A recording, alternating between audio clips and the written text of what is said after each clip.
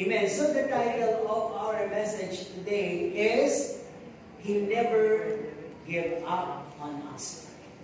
Hindi na tayo sinubukan. Di ba? So, di ba may mga pangyayari na pag talagang hindi na kaya, naglalayas, nagwawala, nagpapakamatay. Huwag na huwag yung gagawin niya. Hindi pa po katapusan ng kung anumang bagay. May makausap nga ako bataka, kung kahit chika-chika ng ano lang, biro. Pag may mga girlfriend kayo nababasted, kasi meron nga yung tanong ko sa kasalanan po pa rin nagpapakamatay. Ay, malaking kasalanan na po yun. Diretso ka sa kapahamakan doon. Ano po? Dahil hindi naman ikaw ang gumawa ng buhay mo, ang Diyos. At meron siyang layo din sa iyo, bakit kung pipipili. Kaya sabi ko, bakit kayo magpapakamatay kung kayo iniwan ng syota nyo? Para saktan siya, gano'n ba kayo kapogi? Hindi yan iiyak. Mga 3 araw lang yan. Magigilty lang, pero makakalimutan ka niya dahil may social media na. May dating, platform na. Tuwa lang niya. Kaya hindi po yung isang bagay na solusyon. Marami pang iba dyan o baka kailangan ng Diyos na higit. Kaya huwag masyadong ipagdamdam yung mga relasyon. Kaya huwag bibigay. Sapagkat ang Diyos, hindi siya kailanman bumigay sa atin. Supportahan natin ang mga talata sa Filipos 1:6 at Efeso 2:10. Sabi mo dito, sa ikalawang bahagi ng Philippians 1:6, na ang nagsimula sa inyo ng mabuting gawa ay lulubusin hanggang sa araw ni Jesucristo. Ephesians 2:10, sapagkat tayo'y kanyang gawa na nilalang kay Kristo, Jesus, para sa mabubuting gawa na mga inihanda ng Diyos ng una pang siya, upang siya natin lahat. Yan. Di ba, may purpose pala ang buhay natin. Bakit pala tayo tinawag ng Panginoon? Meron siyang sisimulan at meron siyang tatapusin. Sa nagsimula, tama. Masyado lalpas yung creation. Saan nagsimula yung plano ng Diyos sa buhay mo?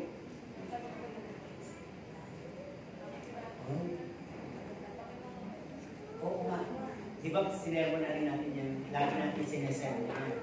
Sa tiyan pa lang ng magulang nyo, may plano ng Diyos sa inyo. Okay, hindi natin yan. Ano po? Kaya nga, paano ba natin nakikita ang ating sarili 1 hanggang 2 taon magmula ngayon? Ano ka na kaya? Tapos na, after 2 years, ikaw ay isa ng ganap na, punta mo na tayo doon sa hindi spiritual. Siguro ilan dito, may asawa na, may anak na, ano pa, lolo na, kasi magkakapo na, o lola na, ano pa, uugod-ugod na, o kaya kalpo na, marami pwede magyari sa 2 taon, di ba? Ano ba? O kaya mayaman na. Di ba? O kaya naman nalugi, naghirap na. O kaya Alzheimer na. Kung maraming pwede mangyari within 2 years. Ngayon, pag-usapan natin, ano kaya ang pwede mangyari sa iyo sa loob ng 2 taon patungkol sa role mo sa body of Christ? Sige, magpigil kayo ng puro-puro. Kung kahit ayaw nyo, pero sa tingin nyo pwede mangyari sa inyo kung kayo ay Kristiyano. Pwede kang lumago. O sa paglago mo, ano yung mga pwedeng mangyari? Ayun, pwede ka na maging tagapagturo. Ano pa? Makapag-share. Ano pa? Makapag-akay. Ano pa? Makatulong. Makatulong? Makatulong. Kasi nawala yung M. Makatulong. Ano ba? Golden light? Salt and light. Oo. Asin at ilaw. Ano ba? Okay, lahat naman po ng sinabi nyo ay nandito. Kaya nga sabi, maaari ikaw ay lumago ng mas malalim sa iyong relasyon kay Kristo at madagdagan pa ang karunungan mo at kaunawaan mo na nagmumula sa Diyos. Pwede rin ikaw ay ma-promote sa ministry, sabi mo makapagturo, di ba? At sabi, pwede ka rin maging effective soul winner, makapag-akal. Tama, nandito. At ang sabi, pwede rin nagdi-disciple ka, nag-aalaga ka ng mga naakay mo o naakay ng iba. sa loob ng church. Dapat may mga ganyan tayong ginagawa. Hindi lang tayo nakatupo lagi. At ang sabi din dito, maaaring ikaw ay you're able to share your blessings, your talent, and consistent ka sa outreach ministry. Binanggit din sa bandang dulo. Makatulong. Tama po yun. Pag sa negative naman, pwede rin kapag hindi po nangyari yung mga binanggit natin na yun, pwede kang, I'll just stay on my comfort zone. At dito na lang ako. After 2 years, nakaupo ka pa diyan, nagpapalamig pa din. At after 2 years, kapag wala kang ministry na nakita o natuklasan o mangyari sa'yo, ma-develop, maaaring tandaan nyo, role ang pinag-uusapan. Ang role, hindi inalis yung damo. Yung ligaw na damo, hindi inalis yung camping. Tama? Hindi inalis yung mula ang propeta, hindi inalis dito yung tinatawag na lobo na nagsusuot ng bihistupa. Kaya pagka hindi ka naka-abide o hindi ka nagkaroon ng mga una nating sinabi na maaaring magkaroon ka bilang spiritual, sabi baka manatili ka na lang kung saan ka nasasarapan, maaaring patuloy kang nakakatisod sa iba, o maaaring namang ikaw ay broadcaster. Alam niyo yung broadcaster? Yung mapagkalat ng balita.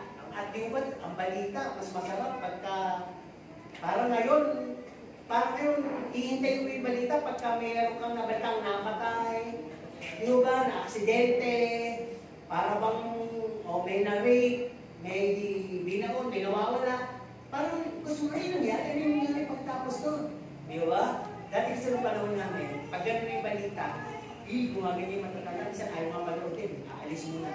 Atayin mo muna yung mga lola namin. Ahina, yung marinig yung ganyang balita. Ayaw nila nakaparinig. Pero ngayon, aantayin mo. Di ba? Lalo na pag-chika sa buhay ng artista.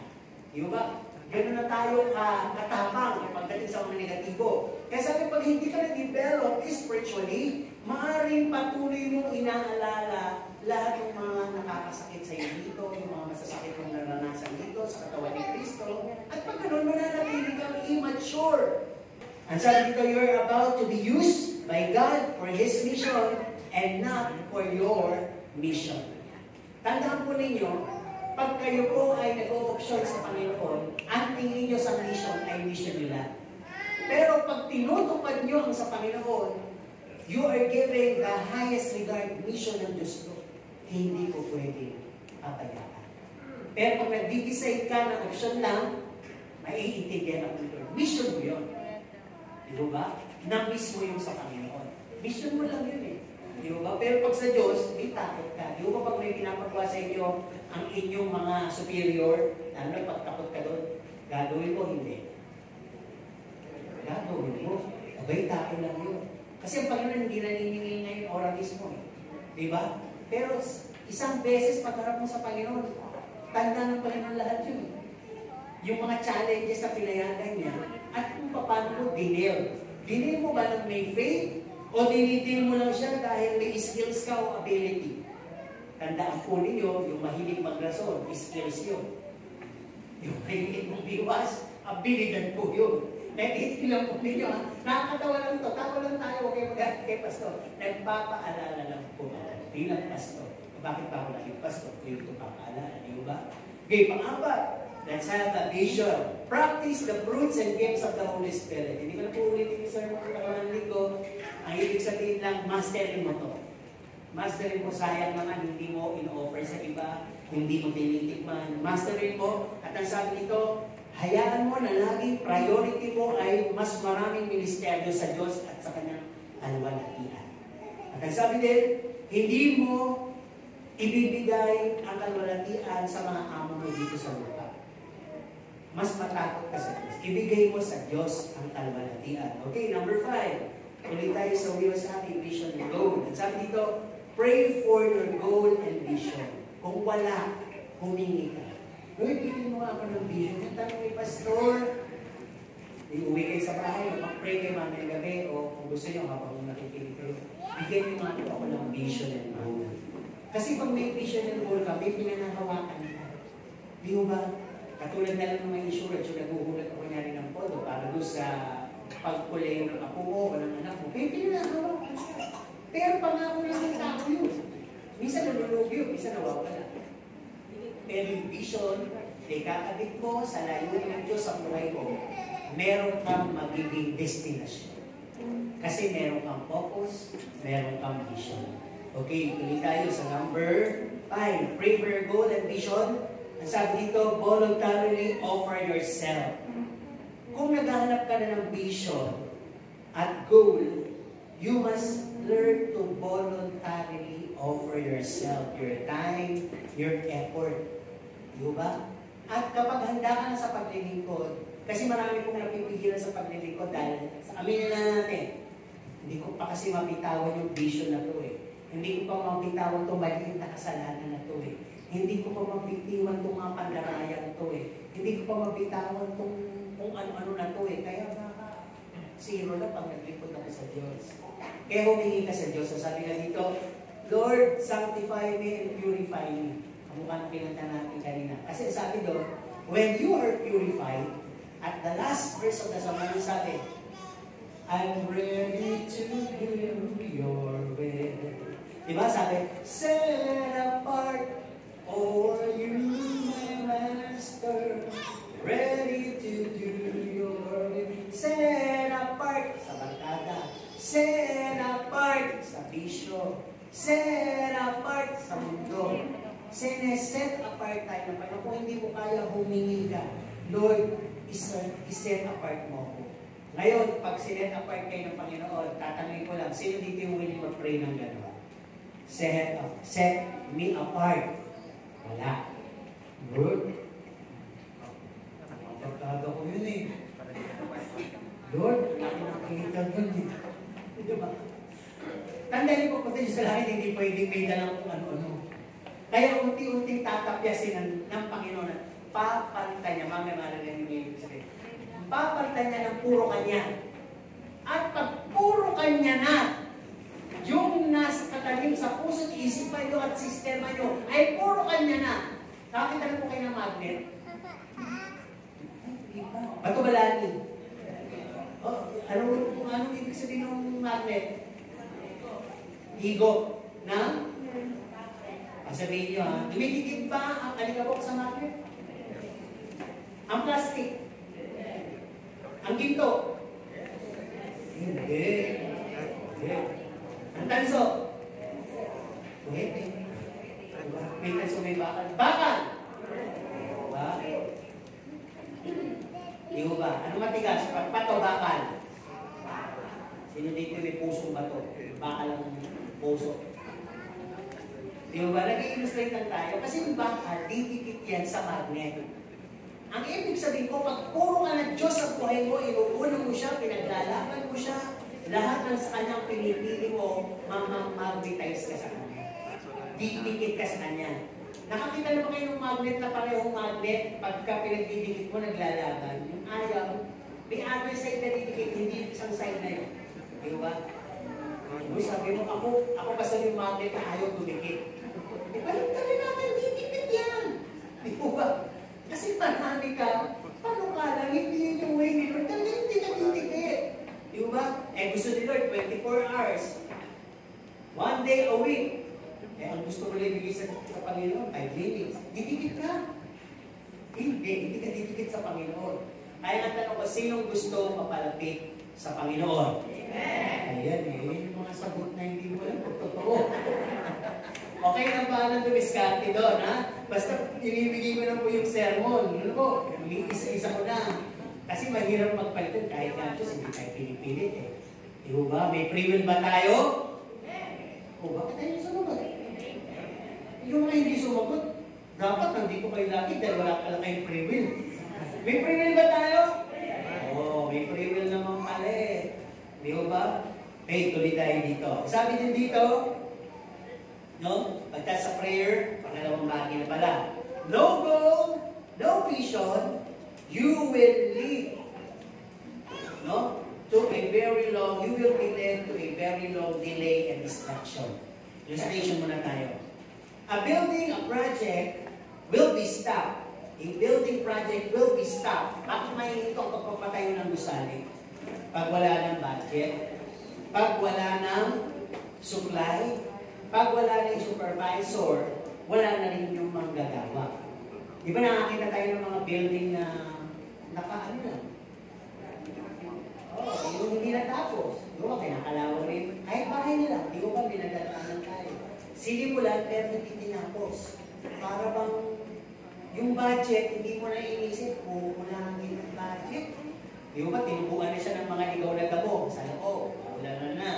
No? Ganun din. Illustration pa rin tayo. Nakakita tayo ng mga bukid na hinog na ang palay. Kaya lang, wala yung pinaka-may-ari. May mga inuuna siyang bagay dahil marami siyang business. So, hindi niya nakasikaso. Hanggang wala na rin mga manggagawa na makuha. Usap yung meron ng halimaw. Okay. Pero kung talagang hindi mo na agapan, ano mangyayari doon sa hinog na bunga na yun? Diba maglalagyan ng Diyos? Di ba? Ang hirap mamulit sa isa hinog kayo. Di ba? Kaya ganitong ibig ko sabihin, kayo po bilang anak ng Diyos, huwag kayong, sabi ko kanina, you must not be down o stay down. Huwag niyong papatagalin na kayo po ay parang walang ginagawa sa loob ng church. Na parang nananatili lang kayong nakaupo, nananatili lang kayong nakikinig. Kaya sabi dito, if we just care, baka ito po, collection nyo if we just care na makapasok lang tayo sa isang iglesia para masabing, sana church mo? So, sana church mo? Victory. Diba? Parang yun lang yung kaya natin. Meron akong, I have a church that I belong. Walang masama. Pero, kung isa din ang sa kaya mo ay makapakinig ka lang ng magandang tugtugan. Makapakinig ka lang o makahangang ka sa mga magagaling mag-sermon na pastor. O kaya naman ay makamit ka ng maraming friends sa loob ng church. At mag-develop ang mga relationship nyo from sister to husband. Naging asawa mo rin, nakilala mo dito. O kaya naman ay naging kumali mo na, kumpare mo na. Ibig sabihin, nagkakilanlan na kayo mabuti. Di ba? At sabi din dito, if you just care, just to attend seldomly, or kaya naman quite sometimes, yung gusto mo, okay lang, no commitment and burden or submission and no teachable spirit, the Holy Spirit condition, no guide, no hope, etc. Someday soon, you will become shallow. Hindi marshmallow, shallow. Ano yung shallow? Mababaw. And then, may process po yun. You'll become tired. Pagod na ako. Anong gusto ko na sumuko. And you'll be exhausted. Alam niyo yung pagod na pagod ka, parang wala kang laging. May effort ka, may skills ka, may talent ka, hindi napansin. Naghahanap ka ng pagtaong pagpuri. At tuyong-tuyo ka na, you will feel drained. Parang oho ka na, hindi mo maintindihan. Nauuhaw ka ba saan? Sa pag-ibig, nauuhaw ka ba saan? Sa samahan, nauuhaw ka ba saan? Hanggang nalilito ka naman. At isang araw, you will give up. Ayoko na muna sabihin. Ayoko na muna. Hihinto muna ako. Pag ganyan po ang nangyari, ano po? O maaari naman, kung hindi ganun ang mangyari, kung hindi ka ba sa ministeryo, sinasabi natin kanina pa, na kinakailangan, hindi ka dahil, kinakailangan may ministeryo ka, na mas nakikita mo to, higit, na kinakailangan may feet ka, na kinakailangan may prutas ka, kinakailangan na nanalangin ka, at may goal and vision ka, ang pwede pong mangyari sa'yo, ma-develop ang evil ministry. Sino nagsasabi at naniniwala nandito ang Panginoon? Amen. 2 at 3 nandito ang Panginoon. Amen. 2 at 3, 100 nandito din po kaaway. Totoo naman. Oo. O at least alam natin. Alam ng kaaway na alam natin nandito siya. Kaya nasabi din po sa Bible, huwag niyo siyang bigyan ng pintuan. Di ba na paglaro na kayo ng pusa taga? Pag yung pusa nasa labas at may bilog-bilog, hindi pwede papasukin yung pusa dahil nasa loob yung daga. Iningatan ng mga nakasirkel yung daga. At pag lumabas yung daga, pumasok yung pusa, huwag papalabasin yung pusa. Kasi hapon hindi daga sa labas. So ganito yung ginagawa, nakikipag-agawan ng atensyon si Satanas sa mga anak ng Diyos. Kung yung iba nakikinig, yung iba pinatutulog niya. Kung yung iba napagpapala, yung iba pinaiinis niya. Kung yung iba nag-enjoy, yung iba pinaiinip niya. Lagi siyang merong itinatapat. Kaya nga, may free will tayo, ano ba ang pagbibigay niyo? Ang Diyos ba? Presensya ba ng Diyos? O presensya ng kaaway? Kaya kung tayo po ay walang mga ministries na nade-develop, kaya ang tanong ko kanina, ang sabi ko dito, pwede bigyan ka niya ng selfishness, self-centered, self-uplifting. Pwede ka niyang bigyan ng maging ka, offender ka, accuser ka, slanderer ka. Pwede i-develop sa iyo yan. Sabi, pwede ka rin gossiper, fault-finder, murmurer. Pwede ibigay sa iyo yan. Kaya naman, puro false ang ibibigay sa iyo. False love, false goodness, and false humility. Kasi hindi ka nag-a-ascribe, hindi ka naghahanap ng ministry. Yung talagang inline sa Kanya. At ang sabi, pag wala kang ambitions, wala kang purpose, o wala kang tinatawag na goal, you will be destroyed.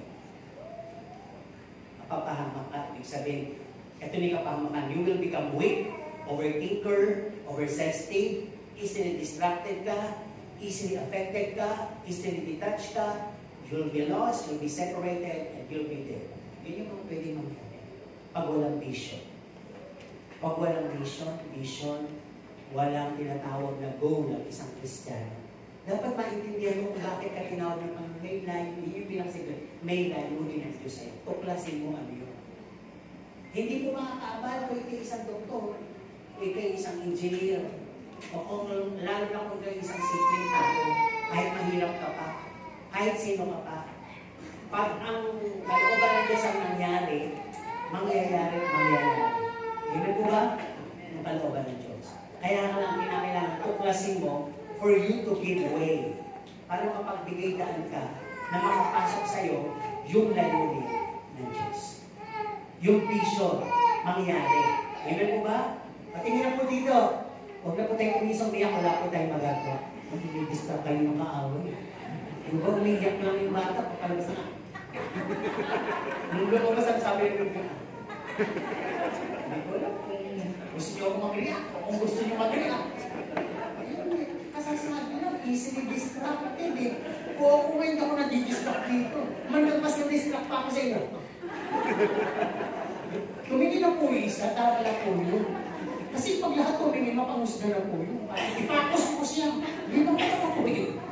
Ay, ibig sabihin ko lang, grace tayo dito. Grace, hindi tayo ganun ka-sensitive. Ibig sabihin, bayaan nyo lang siya. Naririnig naman sa YouTube yan, di ba? At, hindi nyo mawawala. Okay naman. Basta ang malaga, kayo mga nandito, nakikinig po ba? Yeah. Sino yung umiyak?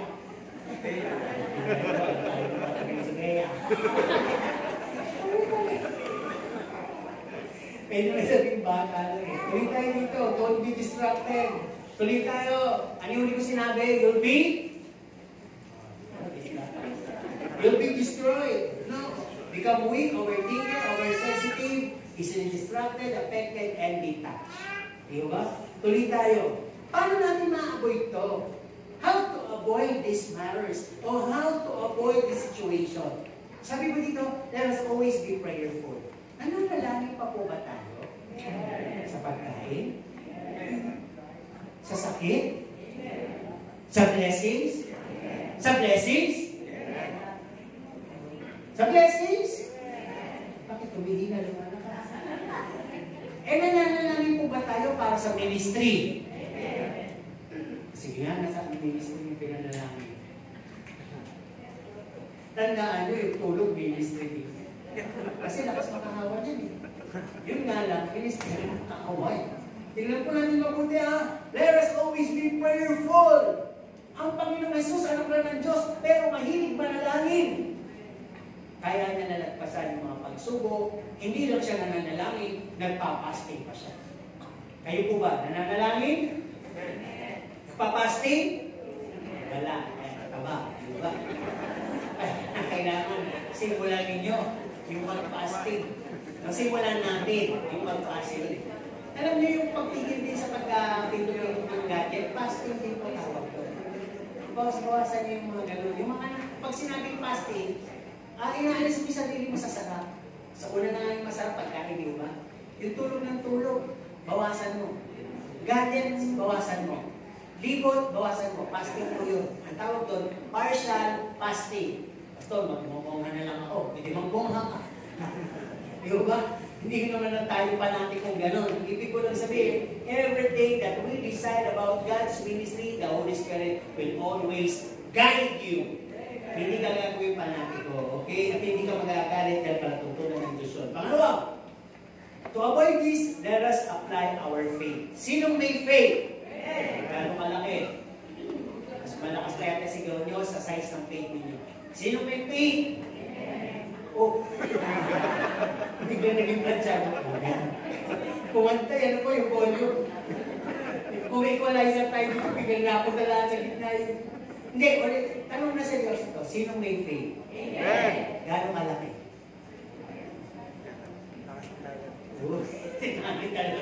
Kinuha niya yung Bible measurement. Sing laki ng buto ng mustasa. Nanay, mamaya, testing natin niya na harap tayo sa buto ng alayan. Ano po?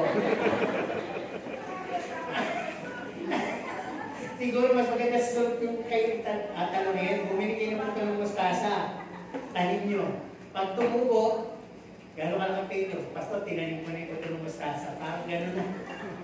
Tumubo na. Di ba? Bakit kasi sinabi, sino na iuwagan sa buto ng mustasa? Ang liit nun. Pero pag tumubo mustasa, huwag mo siyang putulin, magiging puno. Magiging puno siya. Oh, sige. At sabi pa sa Bible, nakapagbibigay siya ng pagkain at tirahan sa mga ibon. Diba? Kaya ibig sabihin, herbs lang siya, pero lalaki siya ng matibay. Ibig ko sabihin sa buto ng mustasa. Okay, ano ba? Buto pa lang yun, ha? Okay, sabi dito to avoid this, let's not think, oppose, and rest for the longest time. Ito yung sumuko ka. Hindi mo na ako ate, hindi mo na ako bibigay, hindi mo na ako tutulong, hindi mo na ako pag-paper hindi na mo na ako pag-fellowship, hindi na mo na ako lalago. Basta ako sa panahon ngayon, pamagos. May tumatawag sa inyo, nag-offline eh. Kasi nga, ayaw muna, ano ba? Pag kayo po'y laging may gano'n, yung parang may break, ay doon po nakakagawa yung tao. Doon niya kayo lalong papahinahin. Kaya sabi nga po dito, avoid natin yun. Tuloy lang, may problema, tuloy lang ang church. May issue, tuloy lang. Pwede lang naman yan eh. So, may kung ano-anong bagay, tuloy lang. Lahat po yan. Sa panahon pa ng iglesia ni Pablo, nangyayari na. Hindi pinayagan ng Diyos na magkakaway kayo dito para maghiwalay. Pinayagan ng Diyos na isang magkatalo kayo, magtampuhan kayo para magbunga ang love. Magbunga ang self-control. Magbunga ang patience. Magbunga ang joy. Kaya pinayagan ng Diyos. Tama po ba? Sana naman kung kayo may asawang na gano'n, kamag-anak na gano'n, na gano'n na offend, nakaka-offend yung iba, huwag niyo siyang kilig sa kahihinapan niya. It's good to agree, yes. O, anak, oo, tama yun. Nasaktan ka. Yan o. O, gano'n. O, tama na nasaktan ka. Pinayagan ng Diyos yun para tumibay ka. Ako nga tumibay. Dapat gano'n. Ano? Pag gano'n malaking ministry ko yung nagagawa niyo, you're saving and rescuing a soul na malulos ng hallelujah o mapakahan. Let's keep rescuing kahit family members natin. Amen po ba? Tuloy tayo dito. Sabi nga dito, be fully supplied by the Holy Spirit. Empowered, kumaga always charged. May power, pag may power ng Holy Spirit sa buhay mo, you become bold and courageous. Pag may power ng Holy Spirit sa buhay mo, you will be able to preserve holiness. And holiness is power. When you are empowered by the Holy Spirit, you will have this fruitful image. You'll be able to survive and have a healthy spirituality. Kita-kita nagbubunga ka. O, ginagalit ka na. Hindi ka nagagalit. Natutuwa ka nga eh. Diba? Yung ba yung mapang-inis, yung mga mapang-bully, yung mga bata na iinis yan eh. Talo sila pag yung binubuli nila, hindi nila mabuli eh. Lilipat sa iba. Di ba? Ganon din po si Satanas. Kaya yung kung mga kapatiran dito, ngayon ang bubuli po ba sa inyo dito? Kung may nambubuli sinabi sa inyo dito, hindi po siya yun. Ginagamit lang po siya. Amen? Sino yung nabubuli dito? Wala. Okay, mas maganda naman. O ayaw yung mami na po. Ibig sabihin, caring nyo naman. No? Nakita na po ba kayo ng bubuli? Sino takot sa bubuli? Hindi naman pala na hanggat yun eh. Maano na, mabilis na kumilos, takot nga siya sa inyo eh, di ba? So, parang ganun lang din naman ng bubuli. Di ba? Ang bubuli, ang galing yan ganit sa'yo. Hindi yan ilis sa'yo. Natutuwa yan sa'yo. Kasi ang bilis mo, masundo yung pikod. Ang bilis niya masundo yung kapikunan mo. Pero kung hindi ka magpipikon, titigil siya. Tama po ba? Kaya yung mga bulihin dito, may nakikita kainaan sa'yo kaya kayo binubuli. Pero ito yung confidence natin. Tandaan nyo, kapag pinating lahat ang Diyos. Hindi po ba? Mahal tayo ng Diyos. Yun lang po isipin natin. Okay. At sabi din dito, if you have the Holy Spirit supplying your power sa buhay mo, He will quicken you. Pag sinabing quicken, ano po ba yung word na quicken? Halimbawa, alis tayo, mga anak mo, puputay-putay pa. O asawa mo, puputay-putay pa. Hindi alam ko anong siya gagamitin sa mukha at sa bibig. Dalian mo na, alis na tayo. Ganun ako, Spirit. Yung pakain ka lang sasalita dito, at inaanto kayo, parang lang may, Hoy, gising! Ganun yung quicken. Kasi nung gusto mag-quicken siya ng Holy Spirit.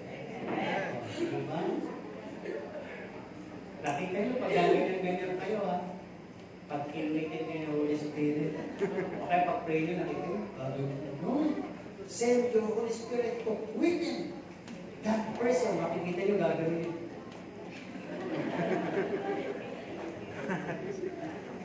Amen, kasi na. Di ba? Kaya gano'n. Uy, may kinik-quicken ha. Tinatanggal yung antok. Okay lang po yung paglabanan natin yung antok na yan. Kaaway po natin yan eh. Di ba? Sinong gusto nang mamatay? Mag-practice kayo. Sino mabuhay? Ay huwag kayo mag-practice. Baka mag-perfect. Perfect. Okay. Yung atin naman pong church, tutulog. Ipapasulog natin. Kasi wala sabi-sabihin nakatulog, nagtuloy-tuloy. Diba? Okay, tuloy tayo dito. Sabi natin, tuloy. Tapos na sinasabi na tuloy. Ang sabi dito, to avoid this, ay kinakailangan mag-pray, apply ang faith, huwag huminto o mag-post. Kailangan mo ng fully supply ng Holy Spirit. Number 5, be fed by His Word. Bakit tayo nakikinig ng salita ng Diyos, nagbabasa, nag-devotion? Sabi dito, to continuously defend on it. Nang may masandalang kakatuloy. Ano ba? To continuously declare it and claim it. Para ma-i-declare mo siya palagi. Maangkin mo siya palagi. And to live by it. Para ipamuhay mo na yung salita ng Diyos. At ang sabi sa Romans 10:17, upon hearing and studying, you will have a strength and faith.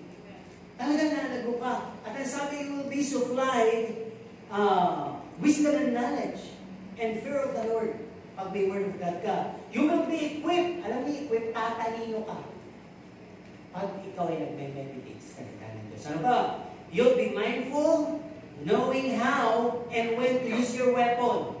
Pag may Bible ka, nagde-devotion ka, alam mo kung kailan mo gagamitin ang salita ng Diyos bilang sandata. Sino dito ang may baril? Hindi natin po susuplong. Kaya ka na po. Pag pwede baril ang tatay mo ng lolo, sino meron? Wala. Okay. Eh yung panghunting lang ng air gun, yung panghunting ng ibon. Wala din, hindi lang di ba? Kasi may gamit siya eh. Panghunting lang ng ibon, pamaril ng isla, di ba? Pwede. Di ba? At isa lang mong gamitin. Dahil yung mga hindi marunong gumamit ng baril, anong ginagawa? Pag nalinito. O, di ba? Yun ang ibig ko sabihin. Pag hindi ka Bible reader, ang dating ng weapon ng salita ng Diyos ay offensive. Parang iniisip ko, bakit ako minapartilo ng salita ng Diyos? Bakit ako nihihiwa ng magkabilang talim ng salita ng Diyos? Bakit ako dinidikdik ng salita ng Diyos? Yun nga po yung salita ng Diyos. Kaya ikaw ang naapektuhan. Kasi hindi ka gamay sa weapon. hindi ka gamay sa salita ng Diyos. Kasi hindi ka nagbabasa ng Bible.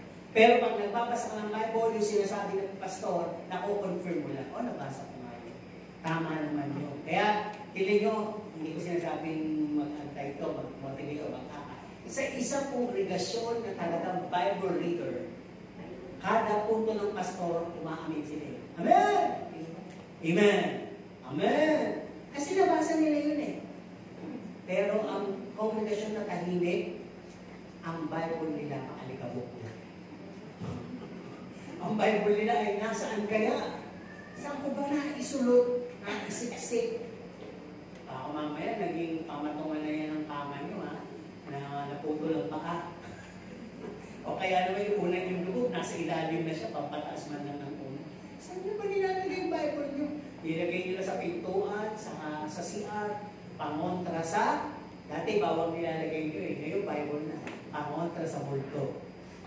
Di ba? Pagka may anak kang ninalagnat, at saka may sakit, pangpalo, bukaling ka. Ibili na naman ng gamot, gastos. Nanay, nananakit-tibdit ko. Ano yung Bible niya? Ano yung Bible saan? Hindi na. Kita ko na kayo ng bata ko. Lagay mo yung Bible, masakit ang ulo ko. Unanan mo yung Bible. May faith, kaya nangyayari. Di ba? Pero wala pong sense yun. Wala pong kapangyarihan yun. Maliban, inaral mo at pinamuhay mo yung Bible. Gusto ko itong tanong sino may Bible sa bahay? Lahat na may Bible sa bahay, tumayo. Yung walang Bible, huwag tumayo. Kakasala kayo. Okay, tingnan niyo yung mga walang Bible. Yung mga katabi nyo, bigyan nyo ng Bible yan ha. Kapul po kayo. Okay, ito ha. Huwag magsisinungaling, ang daming may Bible. Masarap po bang may Bible? Ang daming tumayo tapos isang daan yung tumayo, yung sumagot 30. Pantayin natin ha. Masarap po ba may Bible? Dito tayo magkakaalaman ngayon. May Bible? Masarap may Bible. Huwag tatayo ang hindi totoo ha. Sino yung nagbabasa ng Bible? Tumayo.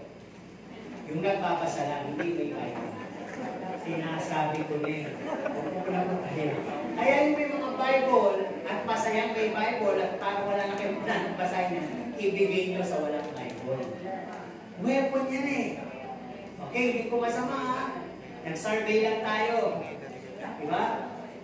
Nag-survey lang tayo at nakita natin yung sagot. Mas marami. Okay. Bakit? Magtatanong tayo ha. Bakit? Kunyari, family feud. Sumagot ka agad, dato 1, 2, 3, ano. Bakit wala nang nagbabasa ng Bible? Okay, nag-survey tayo ng 1,000 tao, 100 tao, top answer, cellphone. Ano naman pala niya eh. Kaya sabi, balik tayo sa go back to the Bible. Yung term na yun, matagal na wala ng cellphone, ba't kaya nasabi yun? Yung ba dadating pa ng panahon na lilisanin ng tao ang Biblia. Kaya paalala to, go back to the Bible. Okay, ang sabi din dito, grow deeper and be ushered, be entrusted into a higher level of ministry pag nagbabasa ka ng Bible.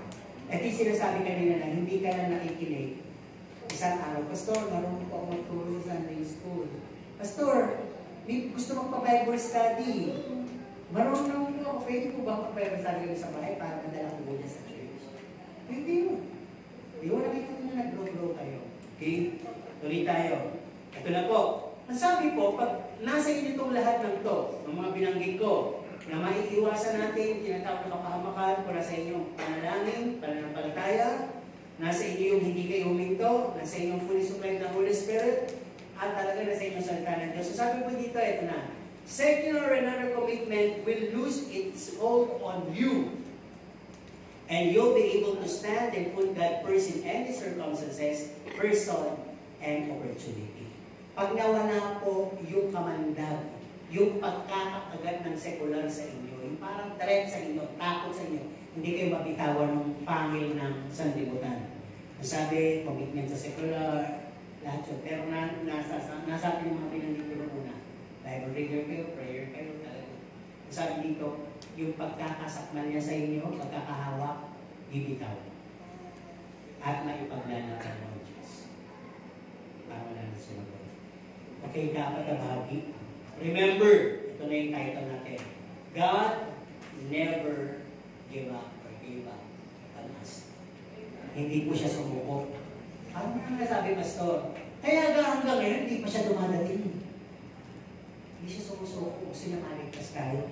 Kaya hanggang ngayon, ang mga churches bukas, walang nagpe-persecute sa ibang lugar. Pero sa lang ng mga lugar, bawal na po ang gospel, bawal na ang fellowship, church meeting, kaya underground. Pero mapalad tayo. Hindi pa po napapasara ang church kahit ng pandemya, may karet na. Hindi napasara. Kaya anong sabi dito? Remember, hindi tayo sinusukuan ng Diyos. Kaya ganun, ano ba? Kaya hanggang ngayon may mga preacher na nagsasermon ng matindi.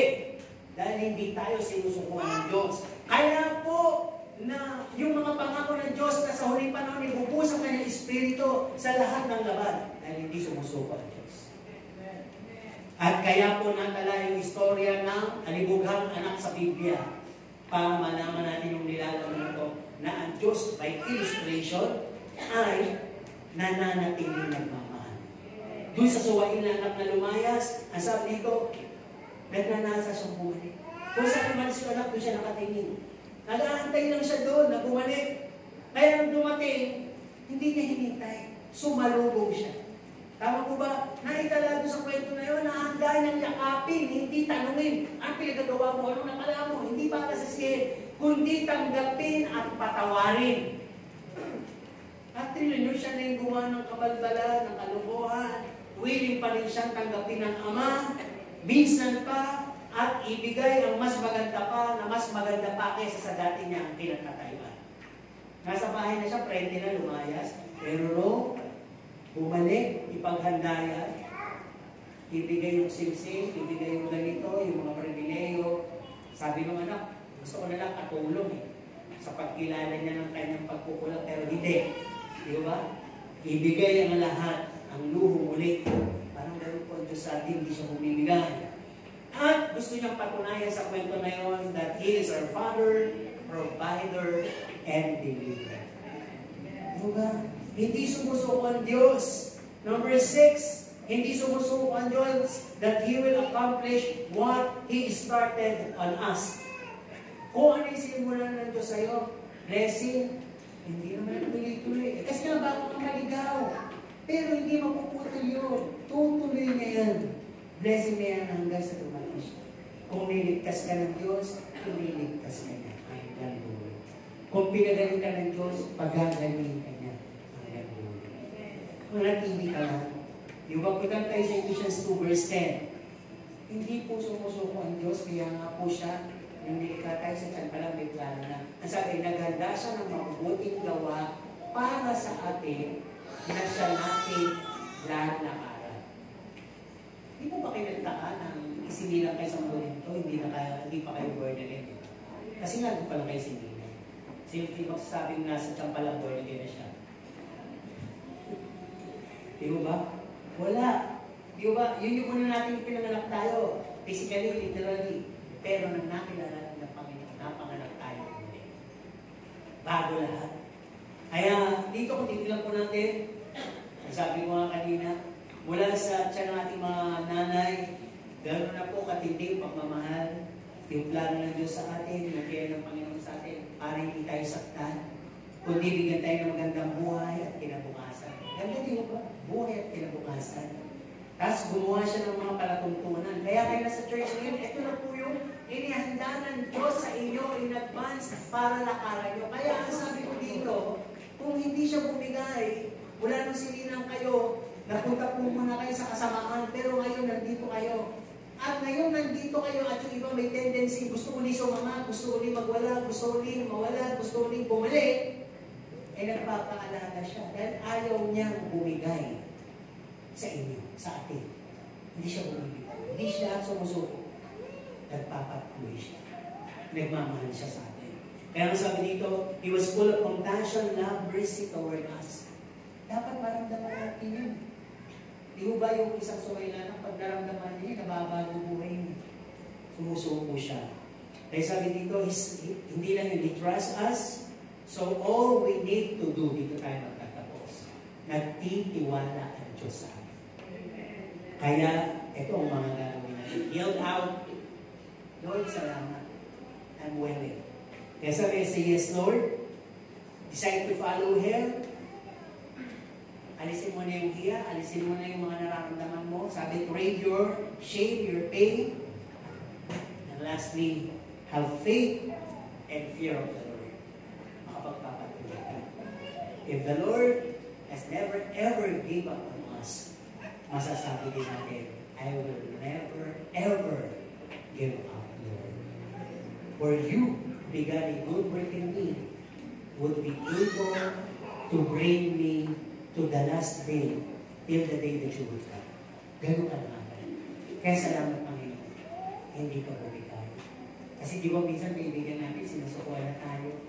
Pag nangangawit na doon sa mga pagtulong sa atin, humarap ka na ibang pagtulong sa'yo. Ay, humarap ka ng ibang pagpapayo sa'yo. Teka sa tulong. Igilong mo na. Paulit-ulit na. Mahiwalay na tayo. Di ba? Puro na lang tayo away. Wala nang mangyayari. Wala nang tayo pag-ibig. Hiwalay na. Mandali tayo bumigay ng revolution. Hanggang hindi dumatating ang Panginoon. His grace and mercy are wide open at yun. Handa siya na tayo po ay kalinayan.